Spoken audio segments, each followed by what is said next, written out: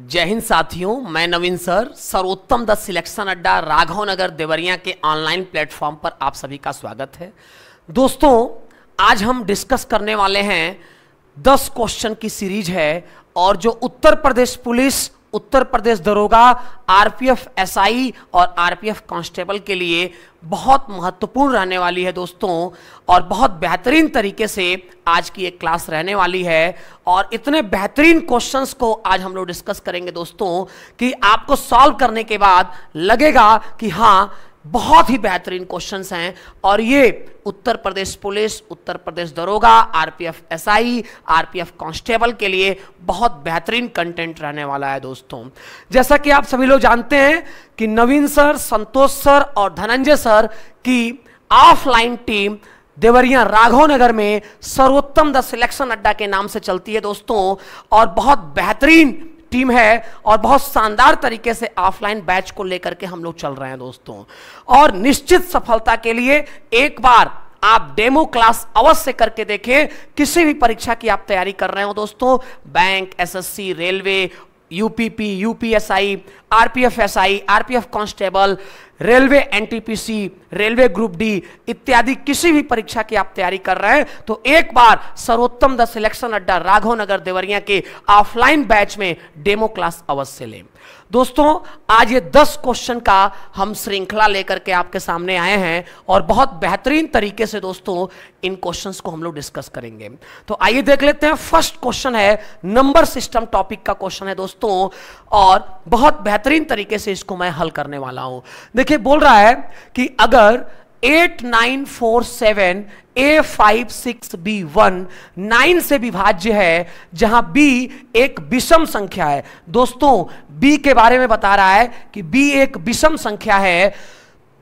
A के सभी संभावित मानों का योगफल ज्ञात करें। मतलब B एक विषम संख्या है तो A के सभी संभावित मानों का योगफल ज्ञात करना है। दोस्तों, ये डिविजिबिलिटी रूल पे आधारित प्रश्न है, नंबर सिस्टम टॉपिक का प्रश्न है और बहुत बेहतरीन तरीके से इसका सॉल्यूशन मैं देने वाला हूं। देखिए, ध्यान से समझिएगा। बोल रहा है ये संख्या 9 से पूर्णतः विभक्त होने वाली संख्या है। अच्छा दोस्तों, कोई भी संख्या 9 से पूर्णतः विभक्त कब होती है? जब उसके सभी अंकों का योगफल 9 से पूर्णतः विभक्त हो जाए तो पूरी संख्या 9 से पूर्णतः विभक्त होती है। क्या आप मेरी बात को समझ पा रहे हैं दोस्तों?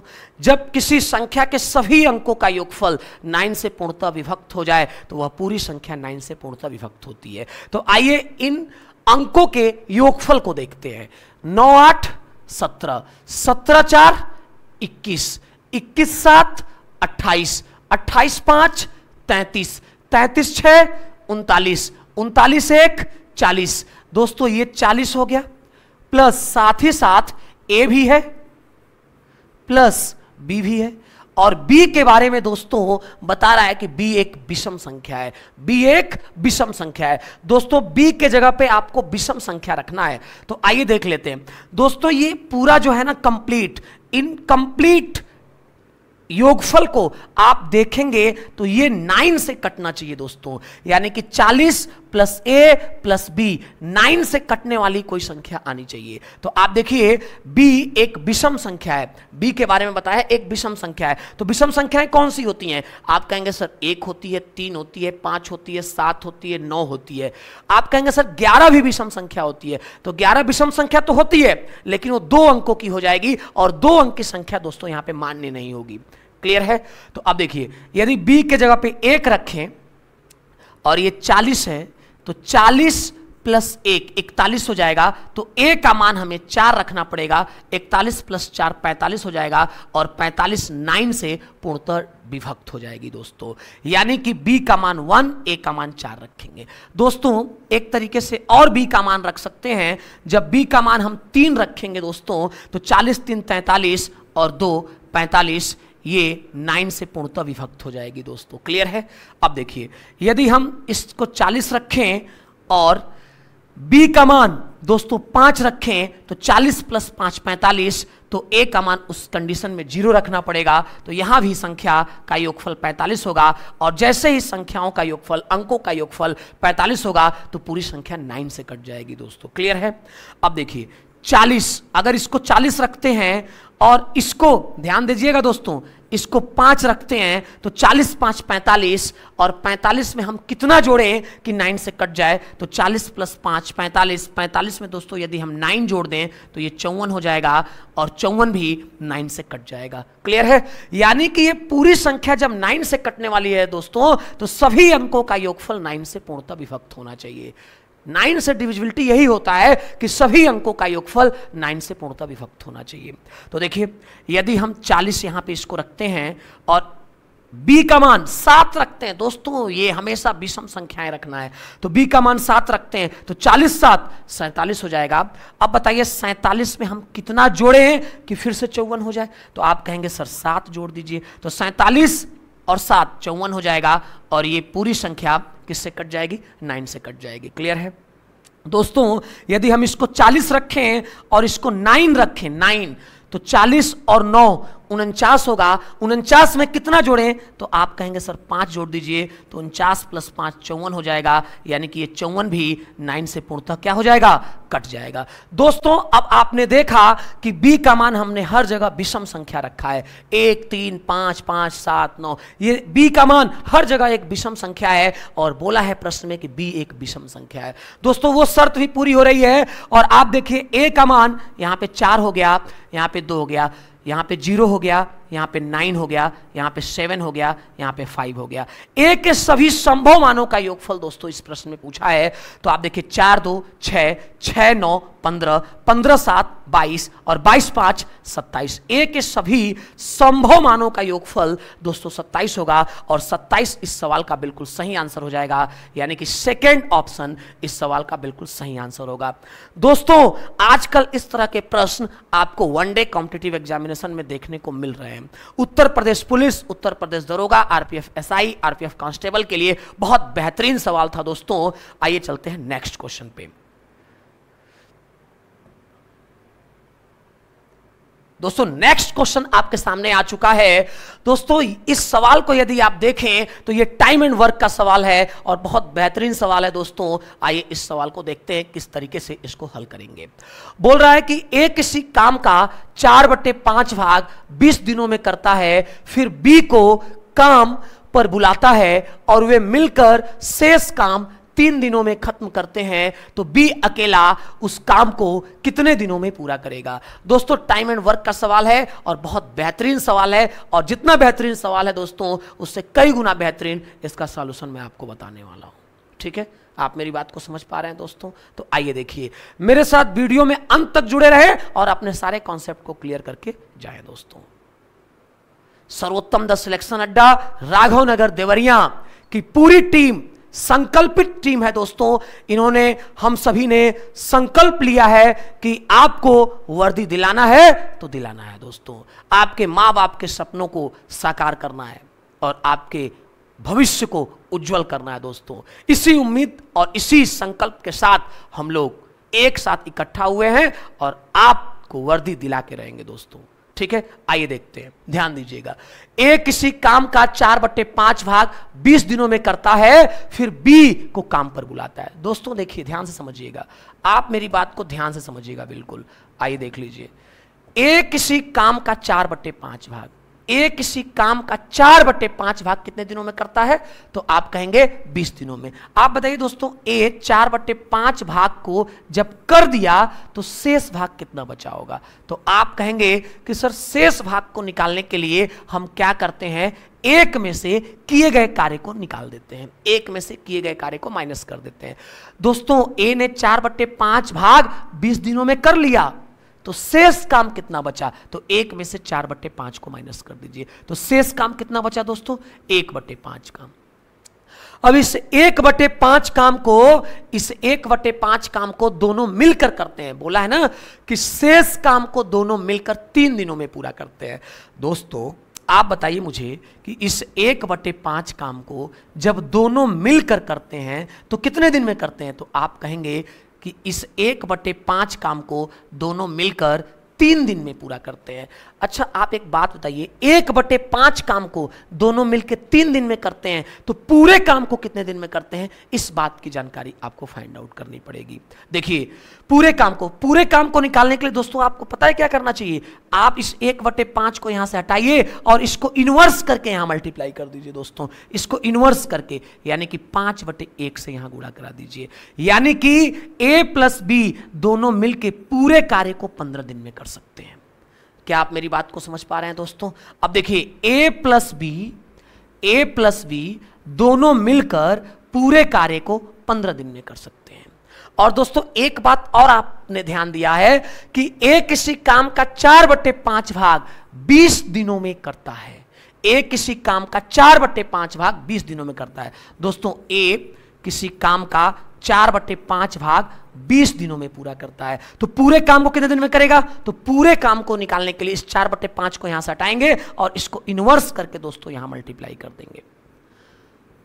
तो 4×5 20, 5×5 25, यानी कि a पूरे काम को 25 दिन में कर सकता है। दोस्तों a पूरे काम को 25 दिन में कर सकता है, a प्लस b दोनों मिलकर पूरे काम को 15 दिन में कर सकते हैं। अब आप क्या करिए कि a पूरे काम को 25 दिन में कर सकता है, यहां पुट कर दीजिए। 25 और 15 का आप दोस्तों एलसीएम लेंगे तो 25 और 15 का एलसीएम क्या होगा? 75। ये 75 क्या कहलाएगा? टोटल वर्क कहलाएगा। क्या कहलाएगा? Total work. यानी कि a प्लस बी दोनों मिलकर 15 दिन में किसी काम को कर सकते हैं, a अकेला उसी काम को 25 दिन में कर सकता है। तो 15 और 25 का आप एलसीएम ले लीजिए, एलसीएम 75 आ जाएगा, यानी कि दोनों मिलकर 75 काम को 15 दिन में कर सकते हैं, तो एक दिन में 5 वर्क करेंगे। ए अकेला 75 काम को 25 दिन में कर सकता है, तो एक दिन में 3 वर्क करेगा। दोस्तों ए की एफिशिएंसी एक दिन में 3 वर्क करने की है, तो ए की एफिशिएंसी यहां 3 पुट करेंगे और दोनों मिलकर के एक दिन में 5 वर्क करते हैं। दोस्तों ए अकेला एक दिन में 3 वर्क करता है, ए अकेला एक दिन में 3 वर्क करता है, दोनों मिलकर एक दिन में 5 वर्क करते हैं, तो बी अकेला एक दिन में कितना वर्क करता होगा? तो आप कहेंगे सर 2 वर्क करता होगा, तभी तो 3 + 2 दोनों मिलाकर के 5 वर्क कर पाएंगे। ठीक है, अब देखिए बी एक दिन में 2 वर्क करता है। दोस्तों बी एक दिन में कितना वर्क करता है? 2 वर्क करता है। और आपसे पूछा है कि बी अकेला उस काम को कितने दिनों में पूरा करेगा। आप बताइए दोस्तों, टोटल वर्क कितना है? 75 है। इस 75 वर्क को बी अकेला करना चाहता है और बी की अकेले की क्षमता कितनी आ चुकी है? 2 आ चुकी है। तो बी अकेला पूरे काम को 75/2 दिन यानी कि 37.5 दिन में पूरा कर देगा। दोस्तों 37.5 दिन इस सवाल का बिल्कुल सही आंसर होगा, यानी कि आप कह सकते हैं कि फर्स्ट ऑप्शन इस सवाल का बिल्कुल सही आंसर हो जाएगा। दोस्तों ठीक है, उम्मीद करते हैं आप सभी विद्यार्थियों को यह बात समझ में आ गई होगी। आइए चलते हैं नेक्स्ट क्वेश्चन पे।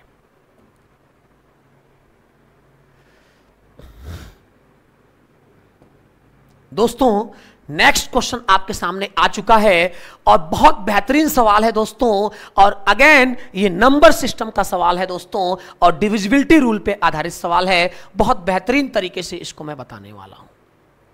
क्लियर है? बोलिए, बातें समझ में आ रही हैं आपको? तो आइए देख लेते हैं कैसे इसको सॉल्व करेंगे। बोल रहा है कि x का मान क्या होगा कि 7 अंकों की संख्या 5656 x52 72 से विभाज्य है। दोस्तों यहां पे 72 का डिविजिबिलिटी रूल आपको मालूम होना चाहिए। 72 का डिविजिबिलिटी रूल दोस्तों मैं हमेशा सर्वोत्तम द सिलेक्शन अड्डा राघव नगर देवरिया के ऑफलाइन क्लास में हमेशा मैं बताता हूं कि यदि 72 का डिविजिबिलिटी रूल आ जाए तो आपको कुछ नहीं करना है, बस इसको 2 पार्ट में ब्रेक करना है कि 72 को कौन कौन सी संख्या डिवाइड कर सकती है। तो 8 और 9। 72 को दोस्तों 2 पार्ट में डिवाइड कर देना है। यदि कोई संख्या 72 से विभाज्य है तो यह जरूरी है कि वह संख्या 8 से भी विभाज्य होगी और 9 से भी विभाज्य होगी। दोस्तों मतलब यदि कोई संख्या 72 से कटती है तो वह संख्या 8 से भी कटेगी और 9 से भी कटेगी। क्लियर है? तो 8 और 9। दोस्तों आप सबसे पहले 9 से डिविजिबिलिटी जांच कर लीजिए। सबसे पहले 9 से डिविजिबिलिटी आप जांच कर लीजिए। अच्छा, ये पूरी संख्या 72 से तभी कटेगी, ये पूरी संख्या 72 से तभी कटेगी जब ये पूरी संख्या 8 से भी कट जाए और 9 से भी कट जाए। तो पहले 9 से चेक कर लेते हैं दोस्तों। तो ध्यान दीजिए, 9 से डिविजिबिलिटी रूल अभी पहले क्वेश्चन में हमने बताया है कि यदि सभी अंकों का योगफल 9 से पूर्णतः विभक्त हो जाए तो पूरी संख्या 9 से पूर्णतः विभक्त होगी। तो आइए देख लेते हैं। 5 6 11, 11 5 16, 16 6, 16 6 कितना होता है दोस्तों? 22, 22 5 27, 27 2 29, 29 29 प्लस x, 29 प्लस x। दोस्तों 29 प्लस x है, 29 प्लस x। अब आप बताइए कि 29 में हम कितना जोड़ दें कि संख्या 9 से कट जाए? 29 में कितना जोड़ दें कि संख्या 9 से कट जाए? तो आप कहेंगे दोस्तों कि 29 में आप 7 जोड़ दीजिए तो ये 36 हो जाएगा और 36 9 से कट जाएगा दोस्तों। यानी कि 9 से ये पूरी संख्या तभी कट सकती है जब x के जगह पे हम 7 रखते हैं। क्लियर है? यानी कि x का मान दोस्तों इस 9 के लिए 9 से डिविजिबिलिटी के लिए x का मान कितना आना चाहिए? 7 आना चाहिए। अब दोस्तों 8 से डिविजिबिलिटी क्या है? 8 से डिविजिबिलिटी क्या है? 8 से डिविजिबिलिटी रूल यह है कि यदि किसी संख्या का अंतिम 3 अंक 8 से पूर्णतः कट जाए तो पूरी संख्या 8 से पूर्णतः कट जाती है। तो 8 से डिविजिबिलिटी चेक कर लीजिए दोस्तों। अब आप x का मान 7 ला चुके हैं तो 7 पुट करके देखिए तो 7 5 2, इसको आप 8 से काट करके देखिए, क्या ये 8 से कट रहा है? हाँ बिल्कुल कट रहा है। 8 9 72, 8 9 72, कितना बचा? 3 के आगे 2 है तो 8 चौको 32, यानी कि ये 752 8 से कट जा रहा है। इसका मतलब x का मान जब हम 7 रख रहे हैं, x का मान जब 7 रख रहे हैं तो पूरी संख्या 8 से भी कट जा रही है। x का मान 7 रखने पे पूरी संख्या 9 से भी कट जा रही है। यानी कि जो संख्या 8 से भी कट जाए और 9 से भी कट जाए तो वो पूरी संख्या 72 से भी कटेगी। इसका मतलब दोस्तों हम समझ गए कि x का मान क्या रहने वाला है? 7 रहने वाला है। तो x का मान जब 7 रहने वाला है दोस्तों तो इस सवाल का बिल्कुल सही आंसर होगा थर्ड ऑप्शन। क्लियर? क्या आप मेरी बात को समझ पा रहे हैं? बिल्कुल समझना पड़ेगा दोस्तों। यदि आप वनडे कॉम्पिटिटिव एग्जामिनेशन की तैयारी कर रहे हैं तो आपको बातें समझना पड़ेगा। ठीक है, आइए दोस्तों चलते हैं नेक्स्ट क्वेश्चन पे। दोस्तों ध्यान दीजिएगा, ये जो सवाल आपके सामने है ये एलसीएम एचसीएफ का सवाल है दोस्तों। और आपने देखा होगा उत्तर प्रदेश पुलिस 2024 के पेपर में सभी शिफ्ट में एक एक क्वेश्चन एलसीएम एचसीएफ से पूछे गए थे दोस्तों। और उसी को ध्यान में रखते हुए आज की ये जो प्रैक्टिस क्लास है इसको मैं आपके सामने प्रस्तुत कर रहा हूं, ताकि मैं चाहता हूं कि दोस्तों आप उत्तर प्रदेश पुलिस के परीक्षाओं में आप अधिक से अधिक स्कोर करें। इसीलिए एग्जाम ओरिएंटेड क्वेश्चन पे मैं डिस्कस कर रहा हूं। ये देखिए एलसीएम एचसीएफ चैप्टर का क्वेश्चन है और बहुत शानदार क्वेश्चन है दोस्तों। इस तरह का प्रश्न यूपीपी 2024 के पेपर में पूछे गए थे। आइए देख लेते हैं, ध्यान से समझिएगा। दो संख्याओं का एचसीएफ और एलसीएम क्रमशः 5 और 495 है। यदि दोनों संख्याओं का योगफल 100 है तो उनका अंतर ज्ञात कीजिए। क्लियर है? आप मेरी बात समझ रहे हैं? देखिए दोस्तों एचसीएफ कितना दे रखा है, एचसीएफ कितना दे रखा है, तो आप कहेंगे कि सर एचसीएफ कुछ और नहीं बल्कि 5 दे रखा है। दोस्तों मैं हमेशा आपको बताता हूं कि जब भी एचसीएफ आपको दिया हो तो इस एचसीएफ में आप x का गुणा करेंगे तो ये पहली संख्या हो जाएगी, और इसी एचसीएफ में आप y का गुणा करेंगे तो दोस्तों ये दूसरी संख्या हो जाएगी। क्लियर है? यानी कि पहली संख्या 5x और दूसरी संख्या 5y हो जाएगी। दोस्तों आप यहां पे ध्यान से देखिएगा, दोनों संख्याओं का योगफल 100 दे रखा है। दोनों संख्याओं का योगफल कितना दे रखा है? 100। मतलब 5x प्लस 5y का मान 100 दे रखा है। एक काम आप यहां से कर सकते हैं, 5 यदि कॉमन ले लें तो दोस्तों यहां से x प्लस वाई बराबर आपको मिल जाएगा 100। क्लियर है? बातों को समझ पा रहे हैं? अब देखिए 5 से कितनी बार में कटेगा, तो आप कहेंगे सर 20 बार में कटेगा। यानी कि x प्लस वाई बराबर कितना मिल रहा है आपको? 20 मिल रहा है। इसको यहां पे रखिए दोस्तों। अब देखिए पहली संख्या 5x है और दूसरी संख्या 5y है। पहली संख्या 5x है और दूसरी संख्या 5y है। दोस्तों अगर मैं आपसे कहूं कि इनका एलसीएम निकालिए, पहली संख्या 5x है और दूसरी संख्या 5y है, यदि आप इन दोनों संख्याओं का एलसीएम निकालना चाहें तो दोस्तों एलसीएम होता है इसका 5xy। एलसीएम क्या हो जाएगा? 5xy। देखिए दोस्तों 5 और 5 दोनों में कॉमन है, उसको हमने लिख दिया। x और y कॉमन नहीं है तो 5xy इसका क्या हो जाएगा? एलसीएम हो जाएगा। अच्छा दोस्तों इसी 5xy का मान प्रश्न में कितना दे रखा है? 5xy का मान प्रश्न में 495 दे रखा है। मतलब दोनों संख्याओं का एलसीएम दोस्तों, दोनों संख्याओं का एलसीएम 495 दे रखा है। तो 5xy का मान 495 दे रखा है, तो 5 से इसको काटिए, 5 9 45, 4 बचा, फिर 5 9 45, यानी कि आपने देखा कि x इंटू वाई का मान 99 है। x इंटू वाई का मान कितना है? 99। अब तो बस आंसर आ जाएगा। दोस्तों क्वेश्चन सॉल्व हो चुका है। आप बताइए, दोनों को जोड़ने पे 20 आना चाहिए और दोनों का गुणनफल 99 आना चाहिए। तो मैं आपसे कह सकता हूं क्या कि x का मान आप 11 रख दीजिए और y का मान 9 रख दीजिए। दोनों को जोड़ेंगे तो 20 हो जाएगा। x का मान आप 11 रखेंगे और y का मान 9 रखेंगे, तो दोनों का गुणा करेंगे तो 99 हो जाएगा। क्लियर है? यानी कि यहां से क्लियर हो गया दोस्तों कि x का मान 9 होगा, x का मान 11 होगा और y का मान 9 होगा। x का मान 11 होगा और y का मान 9 होगा। अच्छा आप बताइए कि पहली संख्या को आपने 5x माना है और दूसरी संख्या को आपने 5y माना है, इन्हीं दोनों का अंतर आपसे पूछ रहा है। तो 5 इंटू x माइनस वाई। दोस्तों 5 into x minus y, x का मान 11 है और y का मान 9 है, तो 5 इंटू 2, 11 माइनस 9 कितना हो जाएगा? 2, यानी कि 10 इस सवाल का बिल्कुल सही आंसर हो जाएगा दोस्तों। यानी कि सेकेंड ऑप्शन इस सवाल का बिल्कुल सही आंसर होगा। दोस्तों बहुत बेहतरीन तरीके से आज की एक क्लास रहने वाली है और बहुत शानदार कॉन्सेप्ट मैं बताने वाला हूं। आप मेरे साथ वीडियो में अंत तक जुड़े रहें। दोस्तों आइए चलते हैं नेक्स्ट क्वेश्चन पे। Okay, question number 5। दोस्तों ये क्वेश्चन नंबर 5 है और आप ध्यान से देखिए, ये जो क्वेश्चन है ना दोस्तों, ये मतलब एलिगेशन मेथड से बहुत बेहतरीन तरीके से आप इसको सॉल्व कर सकते हैं। है तो ये सिंपल इंटरेस्ट का क्वेश्चन, साधारण ब्याज का क्वेश्चन है दोस्तों, लेकिन आप एलिगेशन मेथड से इस क्वेश्चन को बहुत बेहतरीन तरीके से हल कर सकते हैं। आइए देख लेते हैं कैसे एलिगेशन मेथड यहां अप्लाई होगा। आप ध्यान से मेरी बात को समझिएगा। देखिए बोल रहा है कि 10,000 रुपए की राशि को कुछ भाग 8% की ब्याज दर से तथा शेष भाग 10% की दर से उधार दिया, यदि उसकी औसत वार्षिक ब्याज दर 9.2% है, 9.2% है, दोनों भाग होंगे। तो दोनों भाग होंगे मतलब दोनों भाग की धनराशि आपको ज्ञात करनी है। आइए देखिएगा, ध्यान से समझिएगा कैसे एलिगेशन मेथड से इस सवाल को चुटकियों में हल कर सकते हैं। आप बस मेरी बात को ध्यान से समझिएगा। देखिए दोस्तों, ये एलिगेशन मेथड क्या होता है इसके बारे में मैं आपसे 2 मिनट बातें करना चाहता हूं। ध्यान से आप मेरी बात को समझिएगा। एलिगेशन मेथड दोस्तों कब अप्लाई होता है?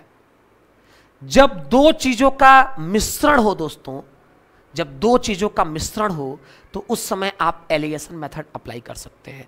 जैसे ये जो 10,000 रुपए की धनराशि है दोस्तों, इसको 2 भागों में बांटा गया है। तो आप बताइए जब 2 भागों में बांटा गया है तो उन दोनों भागों को जब मिश्रित कर देंगे तो वो एक भाग तैयार हो जाएगा। वो कितने का होगा? 10,000 रुपए का होगा। मतलब दोस्तों यहां पे एलिगेशन मेथड अप्लाई कैसे करेंगे? देखिए 10,000 रुपए की धनराशि है ना, कितने रुपए की धनराशि है? 10,000 रुपए की धनराशि है। तो जब 10,000 रुपए की धनराशि है दोस्तों, तो इसको 2 भागों में बांटा गया। इसको कितने भाग में बांटा गया? आप कहेंगे सर 2 भागों में बांटा गया। तो जब 2 भागों में बांटा गया तो पहले भाग को किस रेट से दिया गया? तो आप कहेंगे 8% की दर से दिया गया। दूसरे भाग को किस रेट से दिया गया? तो आप कहेंगे 10% की दर से दिया गया। दोस्तों पहले भाग को 8% वार्षिक ब्याज की दर से दे दिया गया, दूसरे भाग को 10% वार्षिक ब्याज की दर से दे दिया गया, और ओवरऑल जो ब्याज प्राप्त हुआ दोस्तों वो कितना प्राप्त हुआ? 9.2%। ओवरऑल जो ब्याज मिला वो 9.2% मिला दोस्तों। तो अब आप क्या करेंगे? एलिगेशन मेथड का ये रूल होता है कि आप बड़े में से छोटे को माइनस करेंगे दोस्तों। तो 10 में से 9.2 माइनस करेंगे तो आपके पास आ जाएगा 0.8, और 9.2 में से 8 माइनस करेंगे तो आपके पास आ जाएगा दोस्तों 1.2।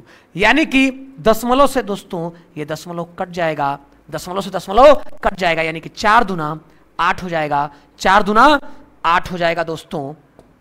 ध्यान से आप मेरी बात को समझिएगा, 4 दूना 8 हो जाएगा।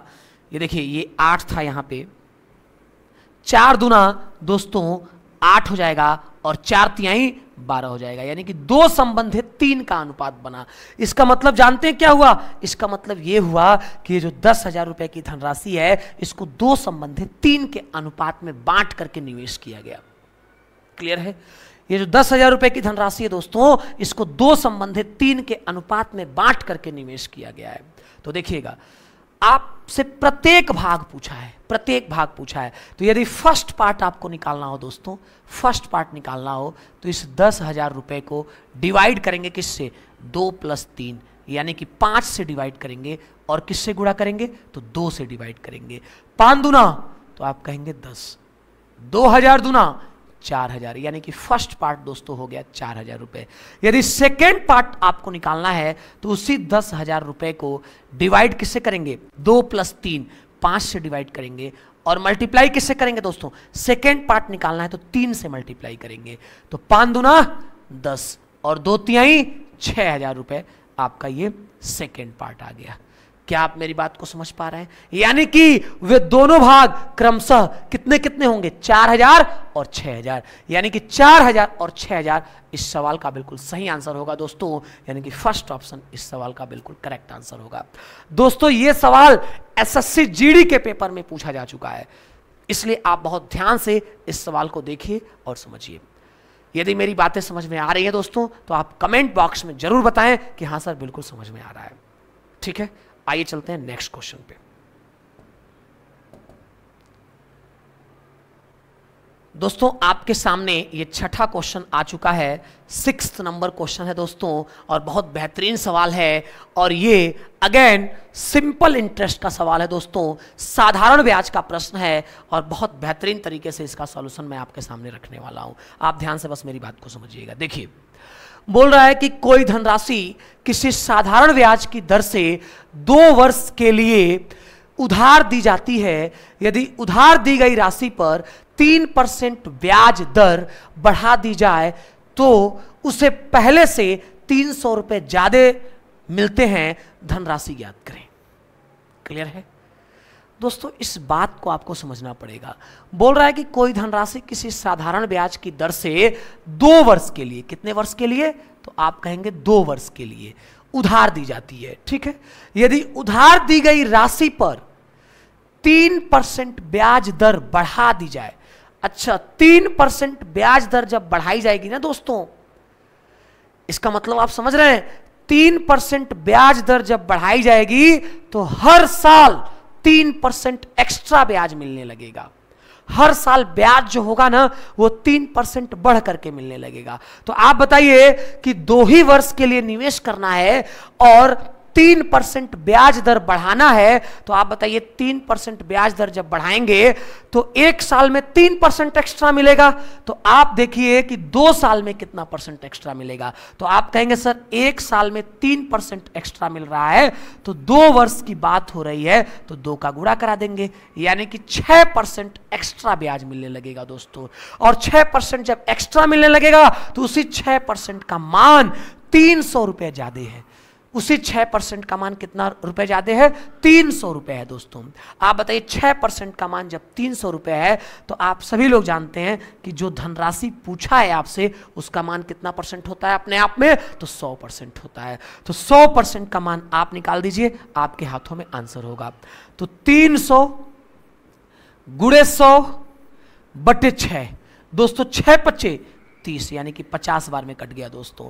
50 × 100 यानी कि 5000 रुपए इस सवाल का बिल्कुल सही आंसर होगा दोस्तों। यानी कि 5,000 रुपए फर्स्ट ऑप्शन। दोस्तों यहां पे थोड़ा सा जो है आप इस ऑप्शन को करेक्ट कर लेंगे, 5,000 रुपए ये फर्स्ट ऑप्शन इस सवाल का बिल्कुल सही आंसर होगा दोस्तों।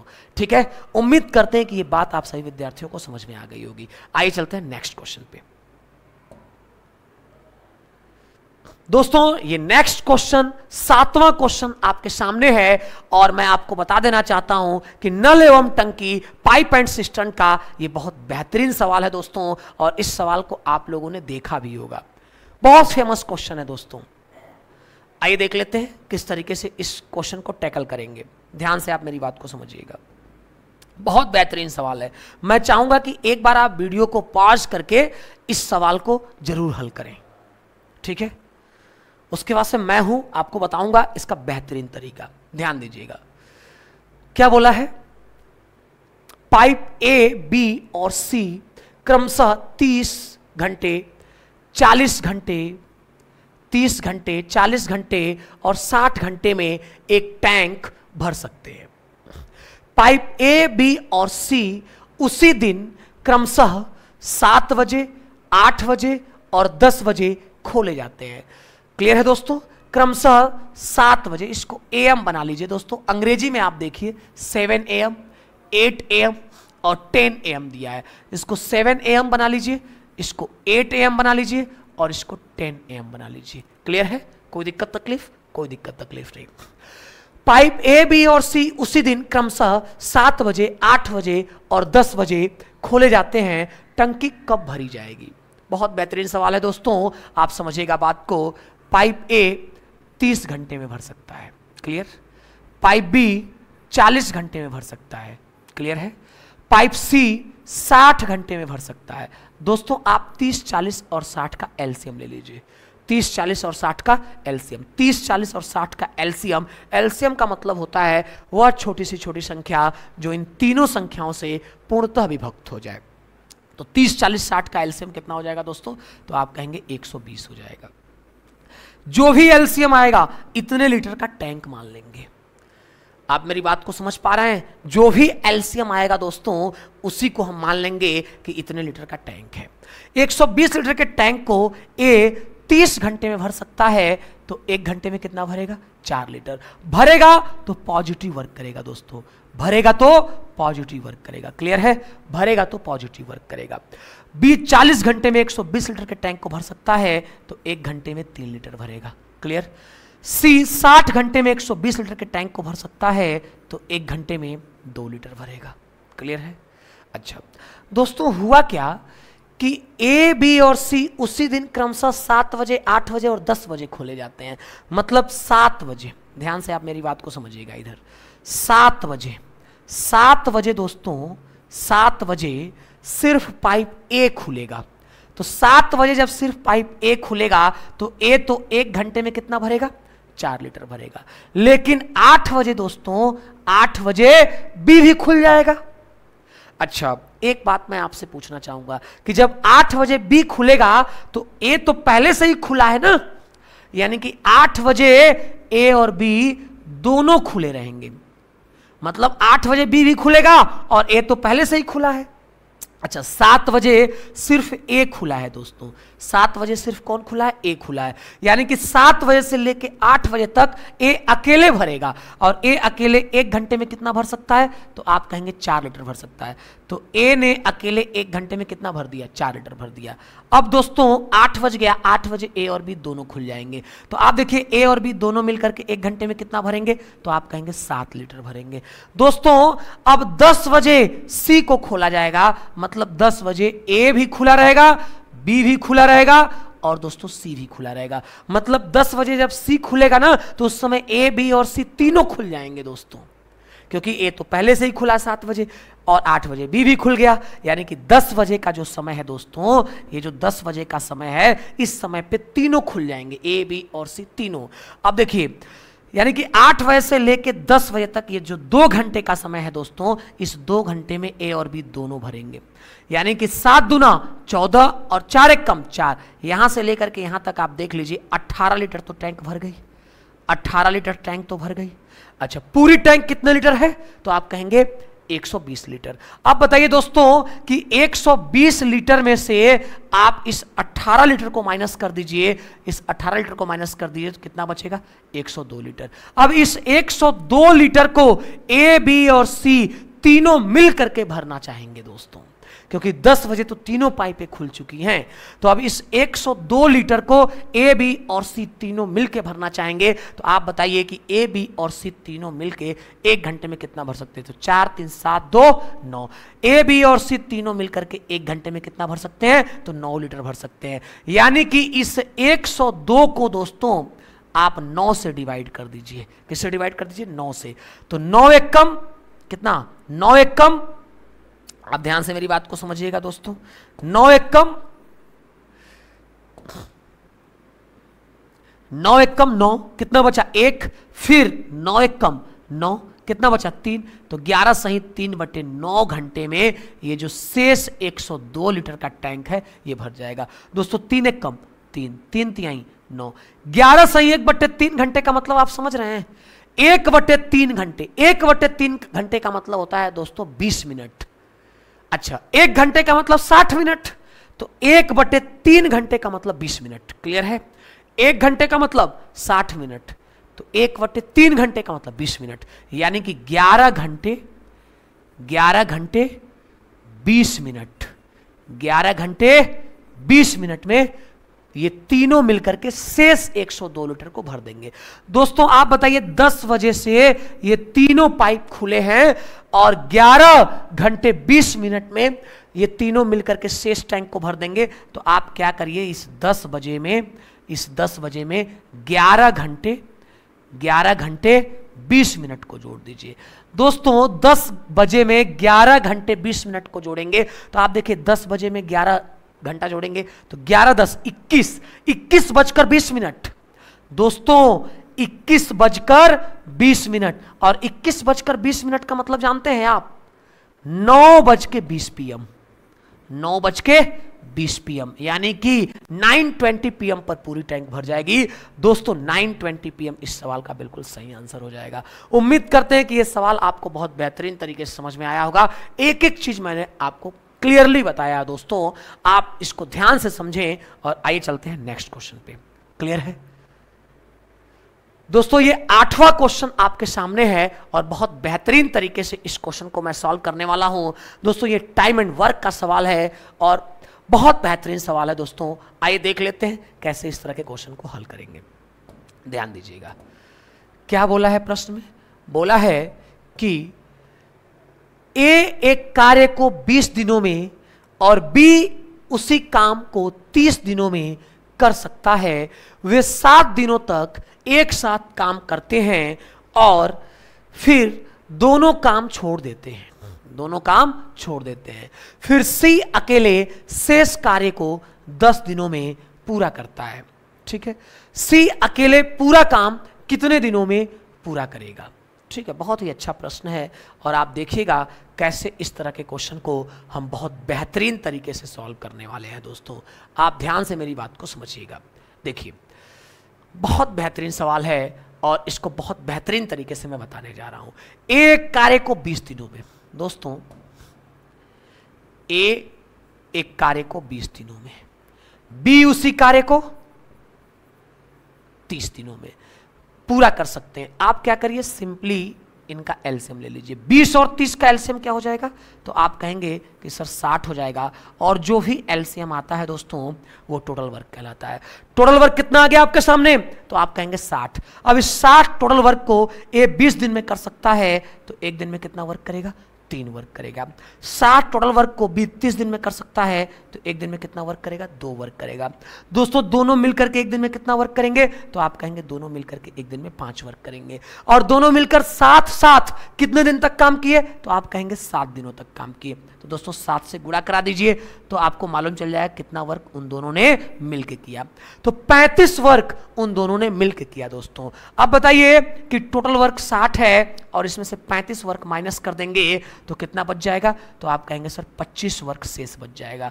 इस 25 शेष वर्क को ध्यान दीजिएगा, इस 25 शेष वर्क को सी अकेले 10 दिनों में करता है। आप बताइए मेरे दोस्तों कि इस शेष 25 वर्क को कोई 10 दिन में कर सकता है तो एक दिन में जितना वर्क करेगा वही तो उसकी एफिशिएंसी होगी।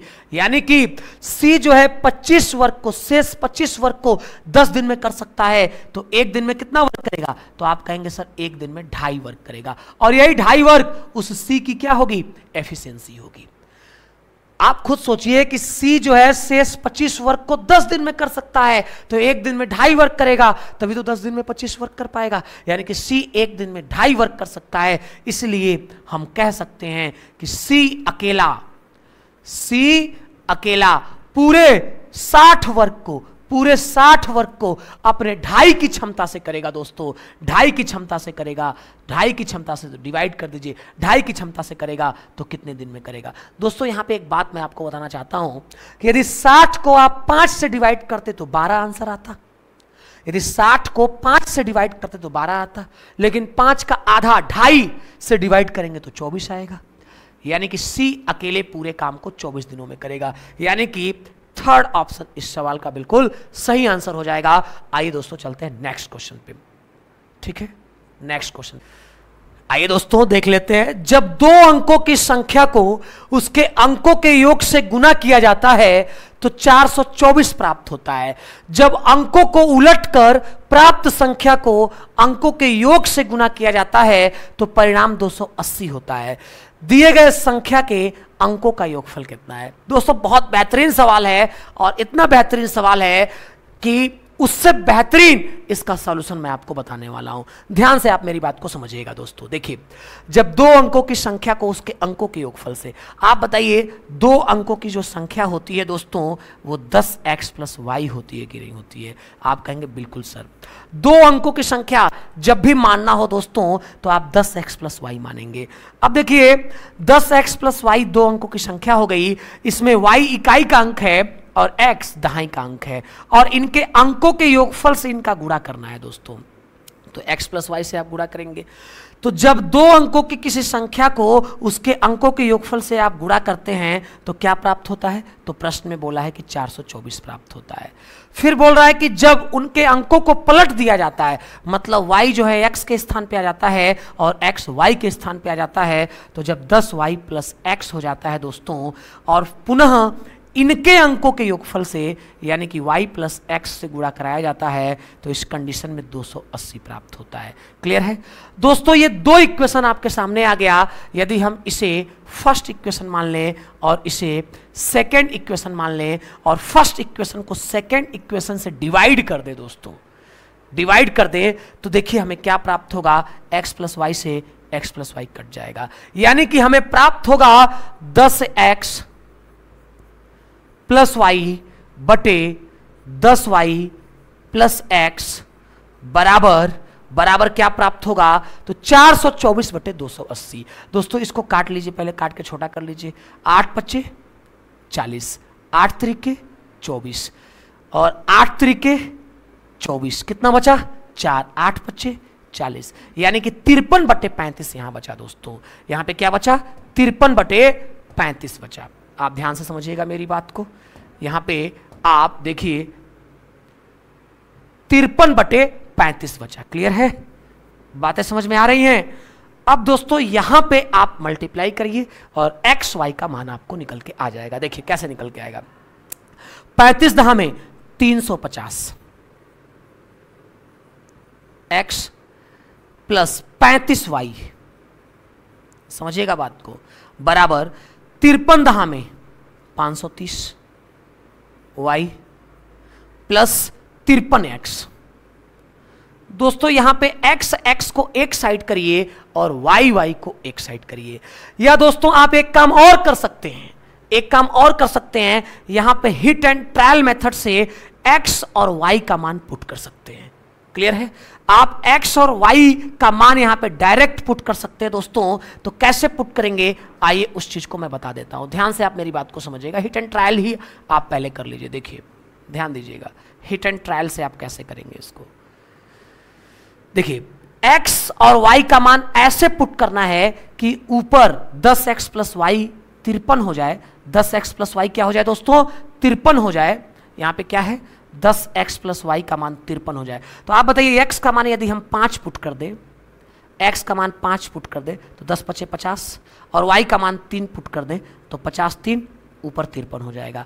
और नीचे दोस्तों y का मान हमने 3 पुट किया है तो 10 गुणे 3 30 हो जाएगा, और x का मान 5 पुट किया है तो यहाँ पे क्या हो जाएगा 35 हो जाएगा। क्या आप मेरी बात को समझ पा रहे हैं? यहाँ पे आपने हिट एंड ट्रायल लगा दिया, यानी कि x का मान आपने 5 पुट कर दिया और y का मान 3 पुट कर दिया। दोस्तों बहुत ही बेहतरीन सवाल है, बहुत ही बेहतरीन सवाल है। x का मान 5, y का मान 3। तो आप देखिए दोस्तों, जब x का मान आप 5 पुट करेंगे और y का मान 3 पुट करेंगे, यानी कि दहाई अंक 5 हो गया, दहाई अंक कितना हो गया 5 हो गया, और इकाई अंक, तो इकाई अंक कितना हो गया दोस्तों, इकाई अंक हो गया है, इकाई अंक हो गया है 3, और दोनों अंकों का योगफल पूछा है तो 5 और 3 दोनों का योगफल कितना हो जाएगा दोस्तों, तो आप कहेंगे सर 8 हो जाएगा। क्लियर है?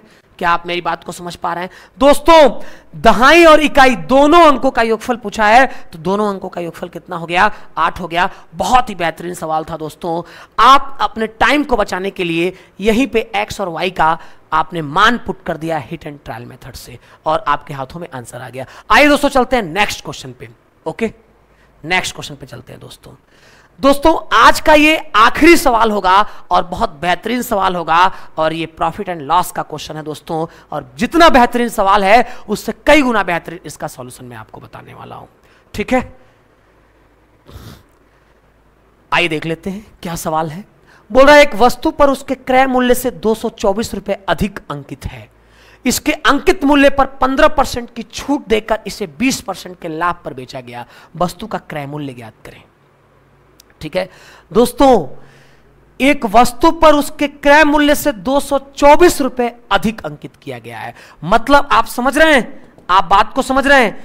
अगर क्रय मूल्य की हम बात करें और अंकित मूल्य की बात करें, क्रय मूल्य की बात करें और अंकित मूल्य की बात करें, तो इन दोनों में अंतर कितने का दे रखा है, तो इन दोनों में अंतर 224 का दे रखा है। इन दोनों में अंतर कितने का दे रखा है दोस्तों, तो 224 का दे रखा है। अब देखिए अब आगे क्या बोला है, बोला है कि इसके अंकित मूल्य पर 15% की छूट देकर इसे 20% के लाभ पर बेचा गया। आप बताइए दोस्तों कि इसके अंकित मूल्य पर 15% की छूट देकर, आप बताइए अंकित मूल्य का मतलब मार्क प्राइस एमपी होता है, और इस पे जब 15% की छूट देंगे तो इसको 85% पे बेचेंगे। क्लियर है? यानी कि अंकित मूल्य का 85% निकालेंगे तो ये कौन सा मूल्य हो जाएगा, सेलिंग प्राइस हो जाएगा।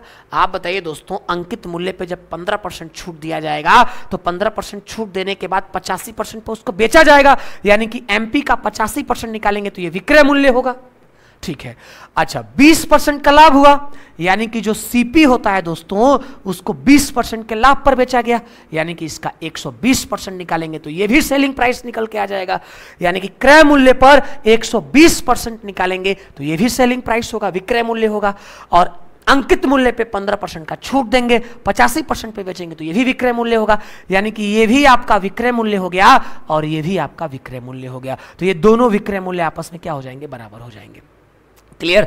यानी कि 100 से ये 100 कट जाएगा दोस्तों, और 5 से ये 17 बार में कट जाएगा, और 5 से ये 24 बार में कट जाएगा। यानी कि यहां पे एमपी और यहां पे सीपी, सीपी को हमने इधर बुला लिया तो एमपी अपान सीपी बराबर दोस्तों 24/17 मिला।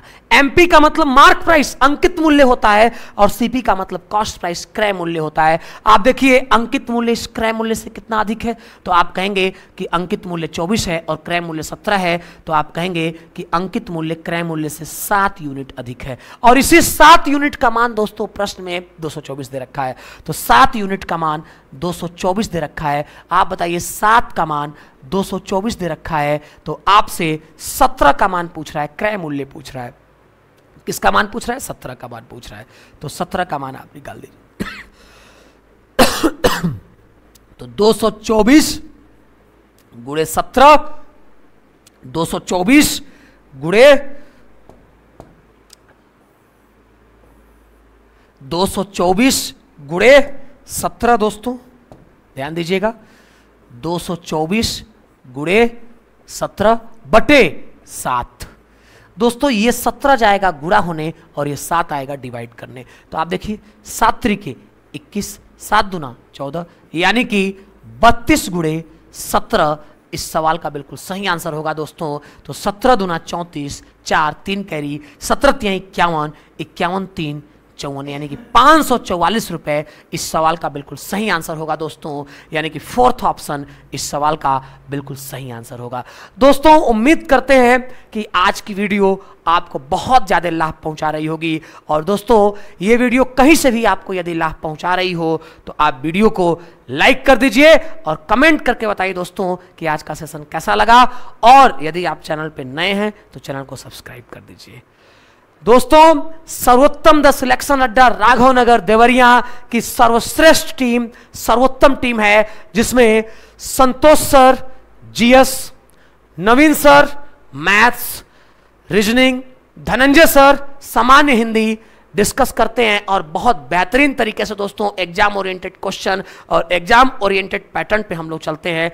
और आप एक बार यदि देवरिया जनपद से बिलोंग करते हैं तो एक बार संस्था में आप जरूर आएं और 3 दिन डेमो क्लास लेकर के देखें। दोस्तों आपको दूध का दूध और पानी का पानी जो भी है सारी चीजें समझ में आ जाएंगी कि किस तरीके से आप कंपटीशन की तैयारी कर रहे हैं और किस तरीके से आपको करना चाहिए। ठीक है दोस्तों, तो चलिए मिलते हैं नेक्स्ट वीडियो में। ओके, धन्यवाद।